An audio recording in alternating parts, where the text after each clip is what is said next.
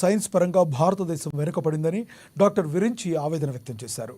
ఈ సందర్భంగా హైదరాబాద్ సుందర విజ్ఞాన కేంద్రంలో న్యూథమ్స్ క్యూషన్స్ను Indian context why India lag the బిహిమ్సన్ యూరప్ అనే కార్యక్రమాన్ని ద ఎస్ఎన్ గ్రూప్ ఆధ్వర్యంలో సమావేశ కార్యక్రమాన్ని నిర్వహించారు.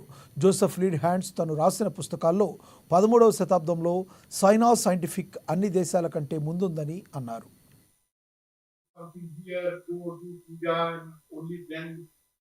నీడ్హామ్స్ అనేవాడు జోసెఫ్ నీడ్హామ్స్ అనే అతను బేసిక్గా ఒక హిస్టోరియన్, బ్రిటిష్ హిస్టోరియన్. అతను చైనా యొక్క చరిత్రను చాలా కూలంకషంగా చదివిన వ్యక్తి. దాని మీద దాదాపు 27 వాల్యూమ్స్ ఆఫ్ బుక్స్ రాసిన వ్యక్తి అతను. సో అతను మెయిన్ గా ఒక ప్రశ్న వేశారు. దాన్ని నీడ్హామ్స్ గ్రాండ్ క్వశ్చన్ అంటాం. ఆ గ్రాండ్ క్వశ్చన్ ఏంటి అంటే ఎందుకు చైనా అంటే 12వ శతాబ్దం వరకు లేదా 13వ శతాబ్దం వరకు ప్రపంచంలో ఉన్నటువంటి వేరియస్ నాగరికతలు, సివిలైజేషన్స్ కనుక గమనిస్తే ఎన్నో నాగరికతలు different cultural, scientific, political atmospheres ఉన్నప్పటికీ కూడా చైనా ఈ అన్నిటి కల్చర్స్ కంటే కూడా చాలా ముందుగా ఉంది.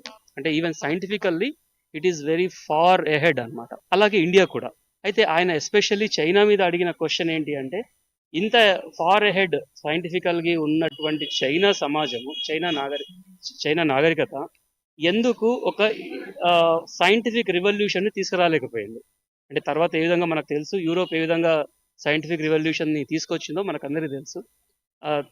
అది అట్లాంటి అవకాశం ఉన్నటువంటి చైనా ఎందుకు ఆ పని చేయలేకపోయింది, ఎందుకు ఆగిపోయింది, ఎందుకు యూరోప్ ముందుకెళ్ళింది అనేది ఆయన వేసినటువంటి క్వశ్చన్. దాన్ని నీడ్హామ్స్ గ్రాండ్ క్వశ్చన్ అంటాము.